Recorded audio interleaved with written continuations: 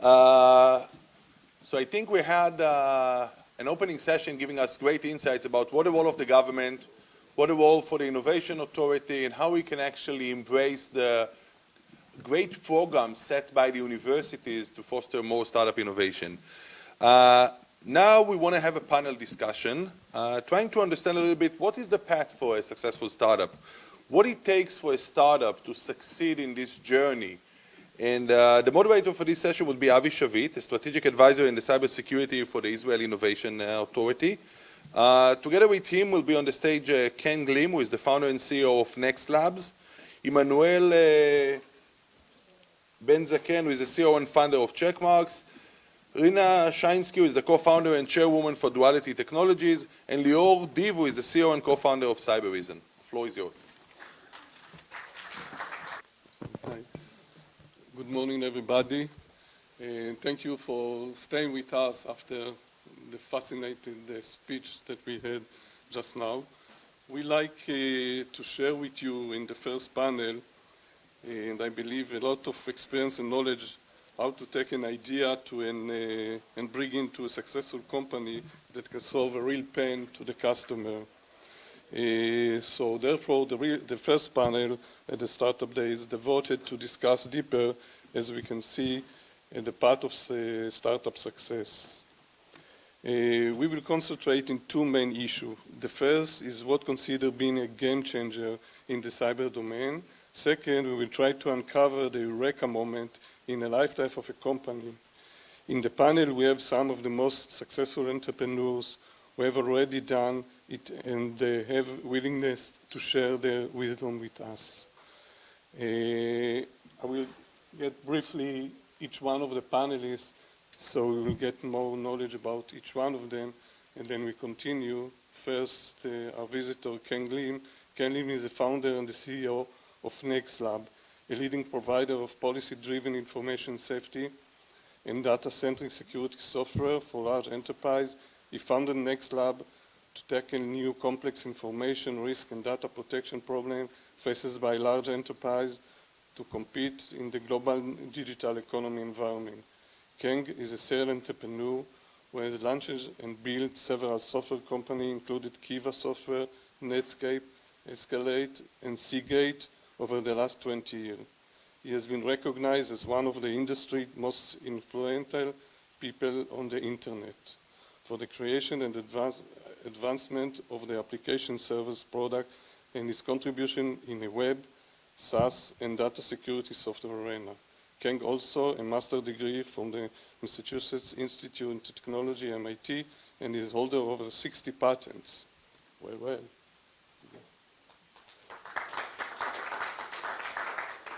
Next to him is Rina Shainski. Rina is the co-founder and chairwoman of Duality Technology. Prior to co-founding Duality, Rina was general partner of Carmel Venture, now Viola VC, since 2000, leading investment and serving on a board of high-tech companies in a variety of IT areas, including mobility, cyber and digital media.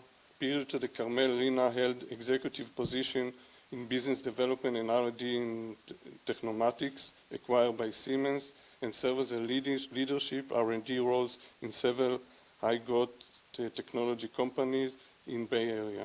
Rina holds an MS in computer science from Weizmann Institute and BC in physics from Tel Aviv University. Welcome.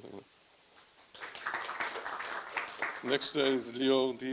Lior is the CEO and co-founder of Cybereason. He's an expert in hacking operation, forensic, reverse engineering, malware analysis, cryptography, and vision. Previously, Lior served in Unit 8200 of Israel Intelligence Corps as the commander of a cybersecurity team, where he received a Medal of Honor.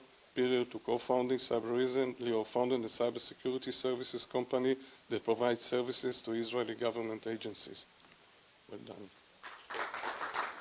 Last but not least, Emmanuel Benzaquen.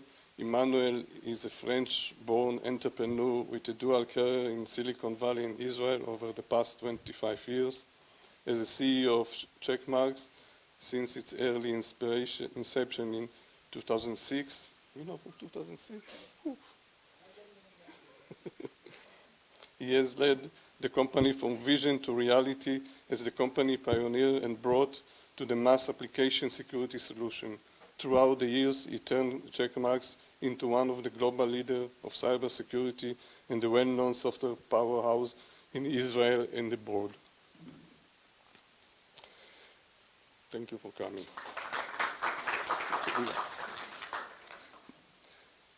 Now, without further delay, we now are jumping to one of the important challenges that bother an entrepreneur when he needs to decide whether his cyber idea is a game changer or could be a next checkpoint. Some believe that in the cyber field we have too many startups focusing on solving a very small amount of specific needs. I would be happy if you could relate to this issue from perspective of your experience and help the audience to understand if there is still room for new disruptive idea in the cyber domain.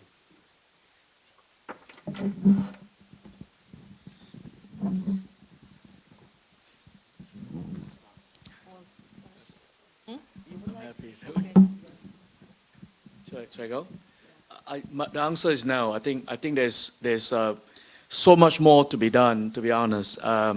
If I look at the whole concept of the traditional network security, if you look at how combined together the VPN industry, the network security industry, combined together, total market cap is probably what, 200 billions?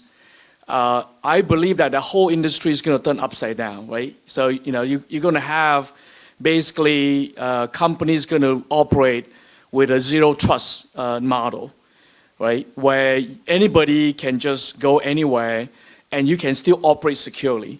So, that's just one example right there. I think I see a lot of startup outside when I was looking at exhibitions, are focusing on zero trust security. So I think there's a lot more innovation, there's a lot more disruption to come to some extent. How many of you actually know that the percentage of network access still going through VPN? Give me a guess. 10, 50, 90? Less than 10, right? In total access, there are less than 10% of the network access are going through VPN, right? So that tells you that there's 90% more potential, and what is it going to take, to take down all the VPN? I'm an advocate of VPN is actually a bad thing to some extent, right? It slows us down. It doesn't allow for free collaborations, right? So I think that's one example. I think the other example, I think many of you probably start to realize is the single sign-on industry, right? So the cloud single sign-on. Okta, for example, is a new single sign-on startup. The industry is going to go through a major transformation where now everybody's going to have an identity that's trustworthy, right? And how do you now make sure that the trustworthiness of the identity become the foundation of all network access or all information access, in any device, right, that we operate in? So those are just two examples right there. I'll let the rest of the panel share other example, but otherwise, that two example right there, I think itself is a multi-billion-dollar industry. Yeah. So I would like to, very much to connect to what you started with. I believe that totally new subjects are emerging now and become extremely important, way beyond what we call today cybersecurity. And to start with, everybody aware about really data economy that is starting. Data is so important, everybody say that, but data is also very sensitive, can be very private, and there has to be ways to collaborate on it, but protect it at the same time. And you just mentioned the subjects of trust. The whole concept of trust is going through transformation. We now, after all the scandals of data misuse, there is a big question, is it possible to collaborate on data without actually, and still protecting our rights on data? So this is a whole new area. Now another important, and this by the way, in that area is actually Duality is active, making it possible to collaborate on data while keeping control, while securing it. And it is possible, and it is actually a game-changing technology. There is another new area altogether. You know, AI is already having a big role in security today. Everybody knows that. But there is a new subject, should security actually, what is the role of security in AI? Because AI is successful, it's growing, everybody are aware, and now the question is, should we be protecting companies and ourselves from, or should we have more control on how AI is behaving? So these are, just to name a few, trust, data, AI, these are all new frontiers for security and cyber. And one more very short comment.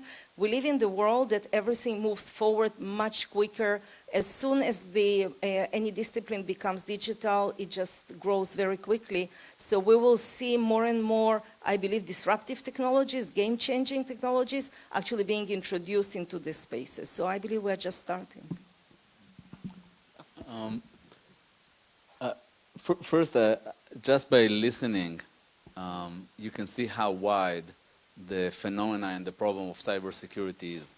So usually people thinking about cyber, or usually when you're establishing a new startup and you want to solve a problem, you can define the problem very well and you say, I'm going to solve this problem. But when we are talking about cybersecurity, I believe that this is a phenomena just becoming bigger and bigger and bigger every day and touches different aspects of our life. Just think about 5G and like more connected device and more things that we are relying on them on a daily basis are become part of kind of our life that affected by cyber. So if we will go only to the narrow part of hacking without identity and without all the other, I believe that just this narrow field is evolving because hackers are evolving on a daily basis.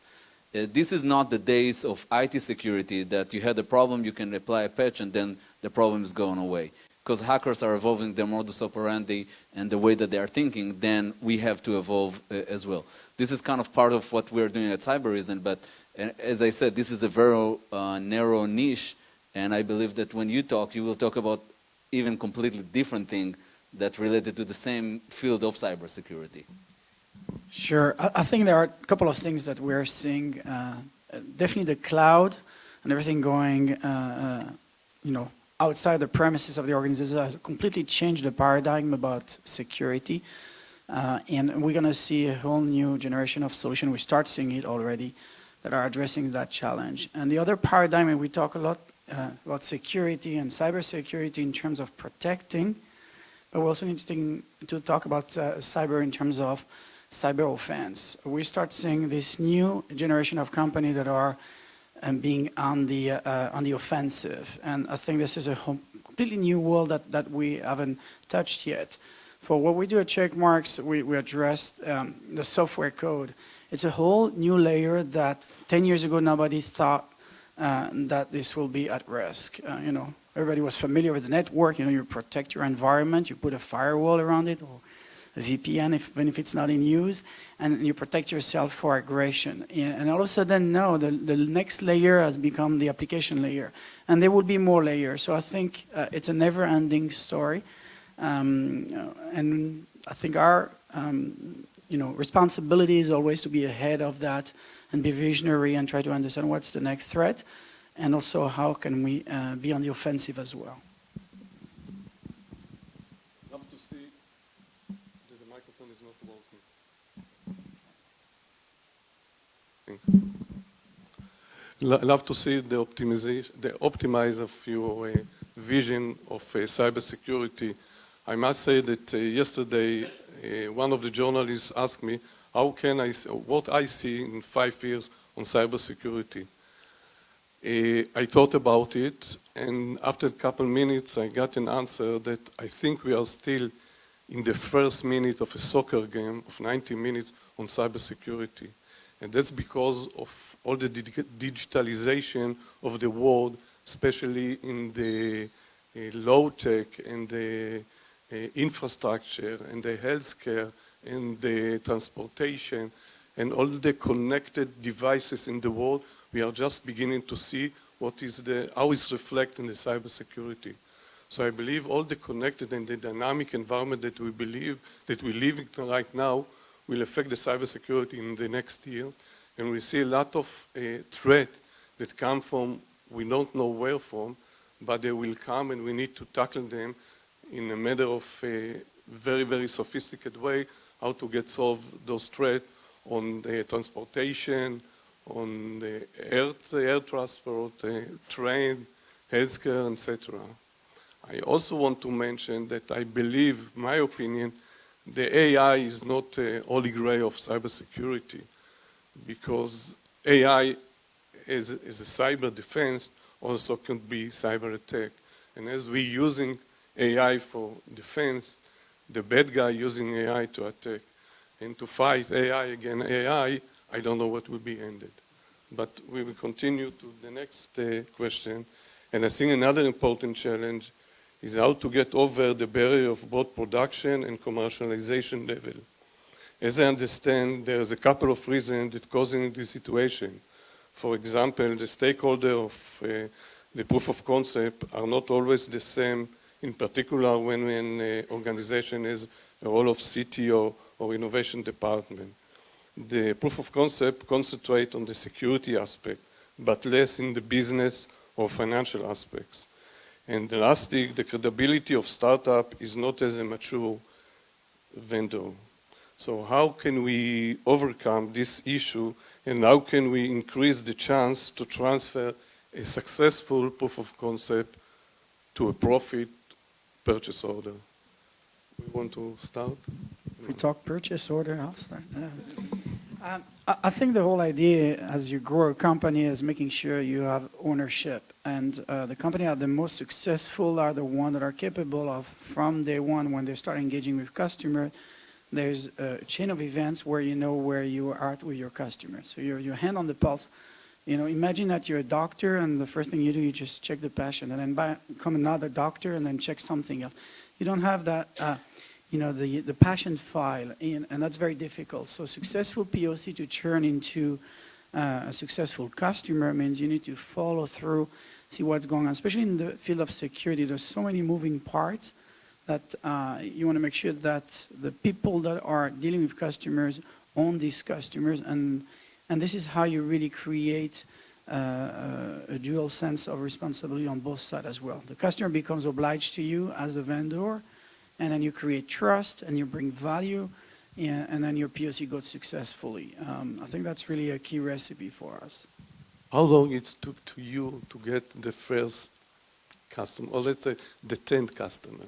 You know the answer, because I have to say that Avi was part of the chief scientist's office when we started our company in 2006, and we actually were a recipient of a chief scientist grant, many of them, over the years in the early stage of our company. So we're actually a live proof that you can build a multi, I wouldn't say billion yet, but a very large company based on this. So you know the answer. In the early days, and also because we're in a field that we're pretty new and unknown to the public, it took us as much as a couple of years to get our first customers on board. Our cycle has gone down to months and sometimes weeks, depending on the size of the engagement. But now we have 8 of the top 10 banks of the world, and then in a process like this, where they will buy multi-million-dollar deals in helping their developers programming securely with our solution, it could be a process that can take under 6 months. What is the eureka moment? Eureka moment. There's many eureka moments.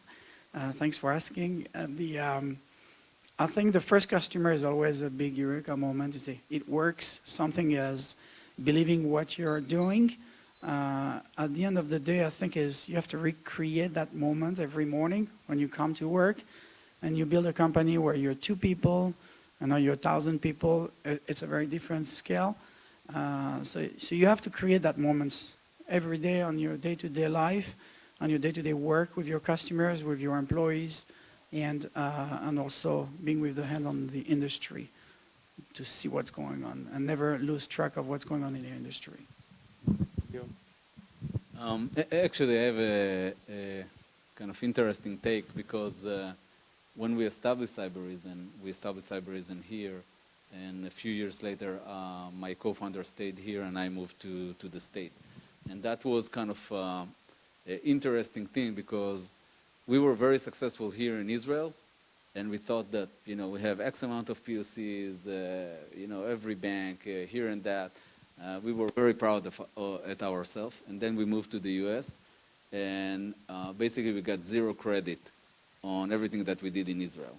Because they asked us, it's like, just a sec, do you have a bank in the US? And we said, no, it's in Israel. So I said, no. So that, it doesn't count. It's like, put it aside. So what is the important to make a proof of concept here in Israel? So there is two things. One, I believe that we couldn't build the technology as we built it without doing those proof of concept, because part of our solution is relying on the fact that we're collecting massive amount of data, and there is kind of the problem that if you don't have the data, you cannot develop the solution. So I think that it was a huge amount of help that we got from the local market to get access to customer and feedback and so on and so forth. But then actually when you need to extract the money from the customer, this is a completely different kind of scenario. So we almost needed to redo kind of our sales effort and process in the US. And I think that one of my eureka moments, it was around 2014, is that I didn't understand anything about sales. So I reached the customer and then I realized that I don't know anything about it. So we needed like to rebuild this muscle and ability to understand how to speak with the customer, how to pitch to the customer, and eventually how to get to the purchase order in a very short manner of time. Did you also need to adapt the solution, the algorithms, and from the technical point of view, because of the threats are different, because the environment is different, it's not the same IT environment, not the same software around it? No, that's the part that we did not needed to tune. The part that we needed to tune, it's us. So because in Israel, you approach somebody and he trusts you. And there is an inherent trust, and hence they allow you to install on their network. When we moved to the US, it's like nobody knows who you are, why to trust you. So you need to prove yourself. And there is like a whole process that you need to build this trust with the customer. Thanks, Rina. So I will give a bit of my perspective, both as an ex-VC and also as now introducing a disruptive technology to the market. And so I guess putting it all together, we pretty much started with, we're also selling to financial industry. And we started already from the beginning with actually banks outside of Israel from day one. There is a very strong interest in what we enable customers to do. I believe the main, I would say, insight is to, Naftali was talking about getting in, just get in, right? But the trick is after you get in, you really need to map the organization. You need to understand who is your economic buyer. You always, in this complex and pretty large organizations, you sometimes enter through one organization like innovation or data, chief data officer, or depending on your, if it's security, then through CISO, etc. But you need to understand who is your economic buyer, and you need to make sure that that entity is involved as early as possible in the process. So the value, so you need to validate the technology on the one hand, but you definitely need to involve the business units that are going to use your product as early as possible to make sure technology and the need are very well aligned in the organization. So this is just, you know, in a nutshell, but there is, of course, many more aspects to the process. As I understand, for a startup point of view, you need a very, is a long process, take a lot of time. So you need a very deep pocket in order to fund. Are the VCs aware of this situation in cybersecurity? The POC take times and times and times? Or, as Naftali said, you don't think there's a problem of funding in cybersecurity? I think as, you know, every, I would say, situation has its own challenges. So if you are selling to the area where there are many players, so maybe you're solving already well-known problem, there are budgets available, but then you need, of course, to differentiate yourself and so on. When you sell to a disruptive area, totally new one, maybe there are not that many competitors, but you need to actually explain and evangelize this area. So either way, there is no free lunch, there is no easy way. So that's for sure. And in terms of financial backing, there is no question you need to have good financial backing. You need, to run like crazy forward, doesn't matter why, because of your competitors, or because if you're evangelizing the market, you want to have as much advantage as possible, being first and use it. So even if you have good funding, you still need to behave as if you don't have enough money. So, yeah. Okay, Keng. Just need to run faster. Faster, just faster, all the time. Thank you, Rina. Sorry, yeah. Keng. My experience is actually slightly different than the three here. So NextLabs is my number 5 startups. And all my companies are based in Silicon Valley. So I can't speak for my experience here, but my experience is about building the adoption first in the US, and then make sure that you have successful customers before you expand to another new market. So that's, kind of my experience. For me, I have a saying since I've done my 3rd companies is don't start company based on your own idea anymore. Let customer tell you what you should do. So that's kind of the lesson I learned after starting, this is my 5th. So NextLabs was 100% started based on the problem that about 20 customers explained to me. So the challenge is how to make sure the common problem among the problem that 20 of them explained to you. So instead of trying to dream up my own ideas, I actually don't have to dream up your own idea anymore. I actually believe that. In fact, the best idea will come from customers. The key question is making sure that you understand how you can actually build something that they actually will satisfy their need. And more importantly, when you build it, you come back to them, they actually still want it. That's the tricky part, right? They may tell you something 9 months ago, by the time we deliver them a product, they may say my requirement changed. So that's the tricky part right there, right? So my experience is, make sure you do it fast and make sure that you do it. Don't try to solve the entire problems, right? Do it fast, keep them involved, right? Not just about POC anymore, but even before you get to POC, right? Continue to get the customer involved and make sure that you get to the point where you got something good enough and that they will actually try it out. The sooner they actually try it out, the sooner they invest in what you're building, the more you're going to get them hooked. The more invested they are, and get them to own the problem with you. So instead of you trying to push them something, right, you get them involved and get them attached and get them to own the solution. So you're now jointly together, building the solution together, right? Make sense? So the other important thing I get to is not just, Avi, it's not just getting to the first PO. My magic to me was getting the second PO, right? Why is the second PO more magical than the first PO?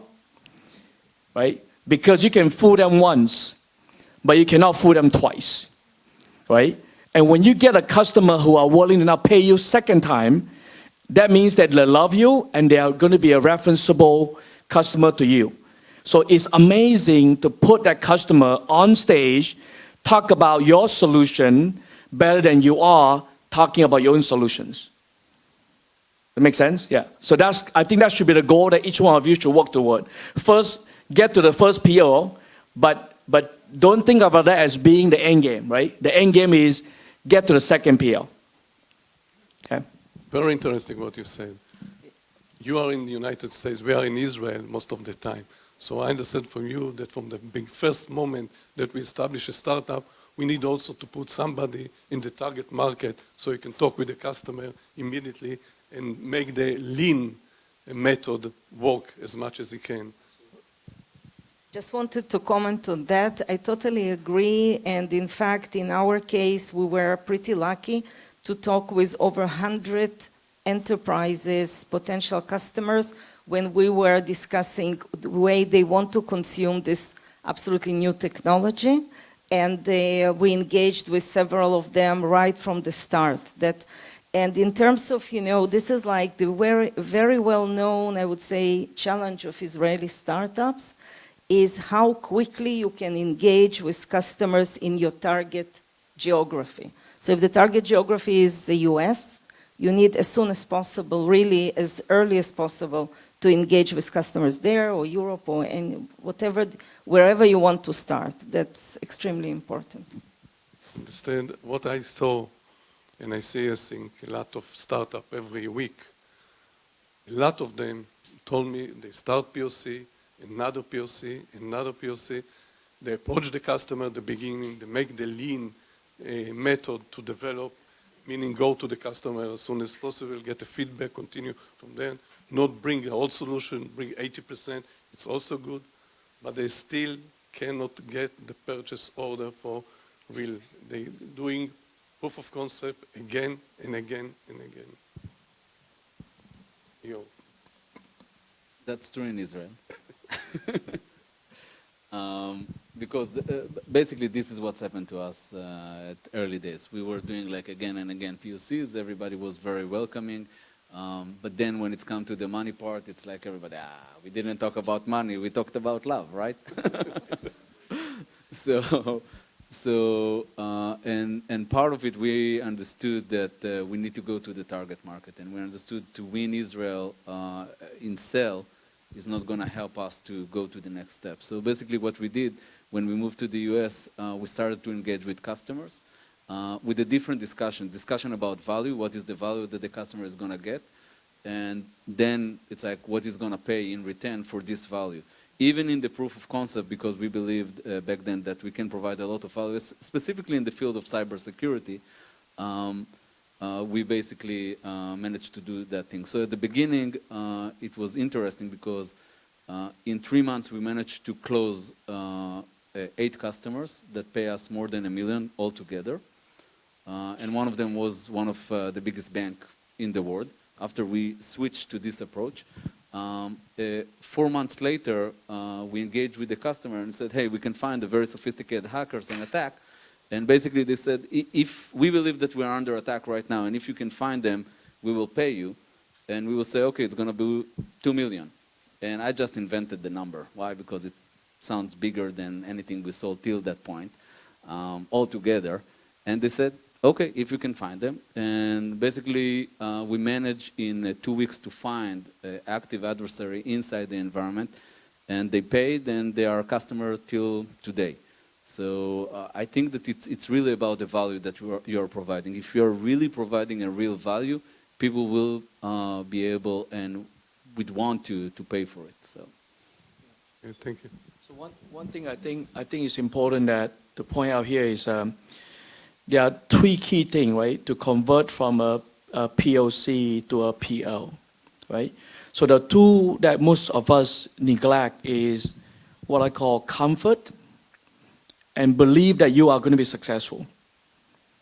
People's not going to pay to buy your solution and sign you a check, even though you successfully deliver the POC, if they don't have confidence, right, that your solution, your company is going to be successful, and they don't have comfort that your solution can actually sustain, they may not actually issue your purchase orders. So those 2 important factors are very important. So trying to make yourself credible early, right? Get market validations, and sometimes market validation doesn't need to come from customer, right? For example, at NextLabs, our market validation was being embraced and being included as part of the NIST cybersecurity framework, right? And the next thing we know is once we're included on the NIST cybersecurity framework, all the government agencies now call us.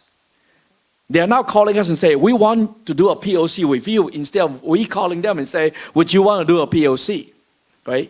So our goal as a company is actually not to do POC at all, right? So we are telling our customers, look, we got enough successful referenceable customers, right? So you don't need to do a POC anymore because our solution is now mature and our solution is now embraced by NIST.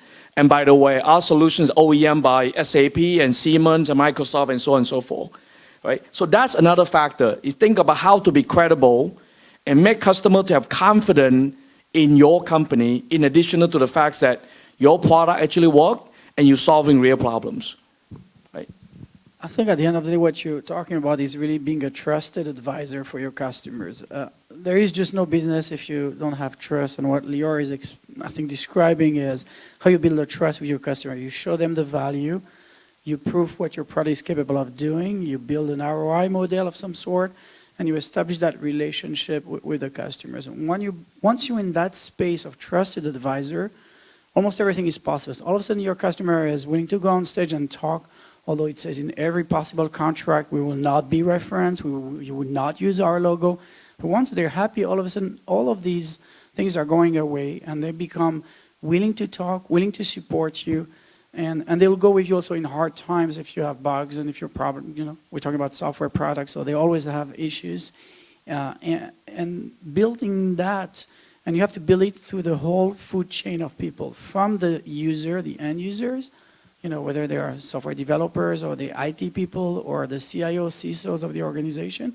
So you have to address every level in the organization, that when you actually run into issues or when you want to escalate or we want to add more velocity to your sales process, you talk at different levels. I mean, I see every year hundreds of CIOs and CEOs, and that's the reason why they buy also. Of course, you have to do the whole work bottom up, but you have to do the work top down.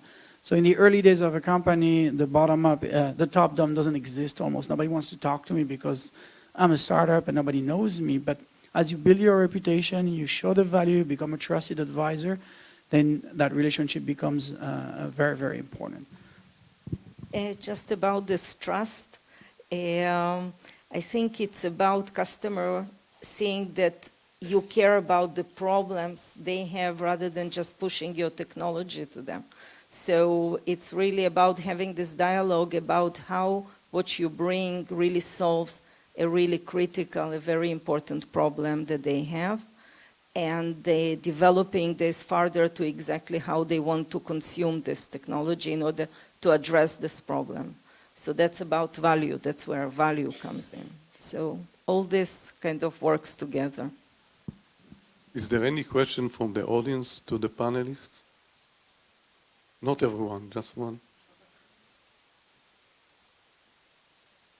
Okay, so we continue to the last topic.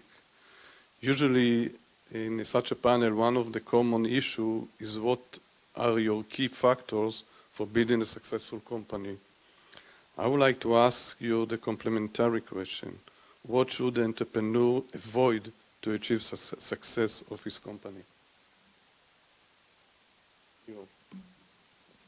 I will start.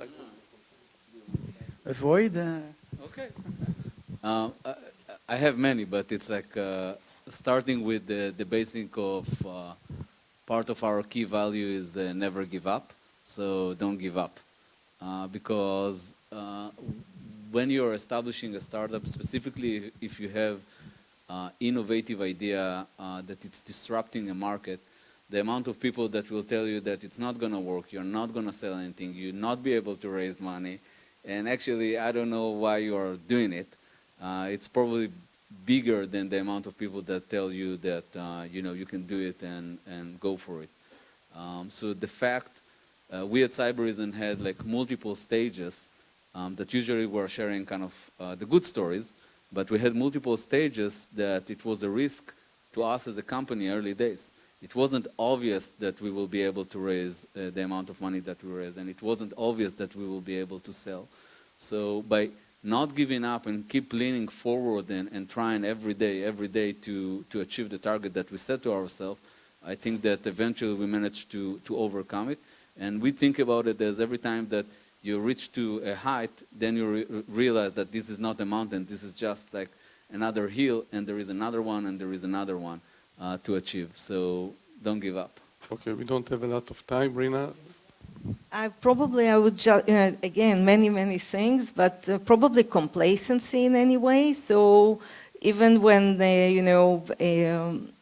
suddenly it seems okay, and there are always things to watch for. So a lot was said about being paranoid. So I guess if you need to see the reality the way it is on the one hand, and on the other hand, have a big dream. So I think these two qualities are almost contradictory, because you have this big vision, but you need to be very practical and think about your next step. And the good entrepreneurs often combine these two, or their team combines it together. Keng? I'll add maybe two to what the panel have shared. One is don't try to protect your idea too much. It may sound contradictory, because we all think that we got these brilliant ideas. If we don't protect it, someone's going to steal it, right? But the problem here is the more you try to protect the idea, the more you do not evangelize the idea. So I personally believe that you have to believe that you have some magic sauce, that you're going to be able to deliver and build something better than most people. But at the same time, for that great idea to be adopted, you got to be willing to go out and evangelize. And part of what make your idea, part of make your idea is harder to defeat by your competition is the fact that when you go out and evangelize it, you actually learn more about the problems. You see that? So I think that's I see a lot of young entrepreneurs trying to protect the idea too much. And as a result, that they're actually not evangelizing the idea and not share the ideas, and therefore they're not learning fast enough. Does it make sense? So that's one advice I'll give. And the other advice is always pay attention when your customer's not happy. Too often when customer call you and say your product sucks, your POC doesn't work, we become defensive, right? So my advice is when the customer call you and say your product sucks, you should be very happy. You should tell them, look, tell me more. I'm going to come to you. I'm going to spend all the time. You're going to tell me how to make my product better. So those are two advice. Thank you very much. And I'll add two things. It's just about talent, or one thing, but very quick. Choose your team wisely. This is the people that are going to support you. They're going to be behind your back where you're going, and capture that heel that Bennett talked about. And make sure that you play on your strength. Too often, people are trying to fix where they're weak at. Just focus on what you are strong at and build that strength, and bring people that can complement you on where you feel you're not as strong as you should be. Yeah, that's something you not to be avoided. Thank you. Thank you very much. Thank you very much.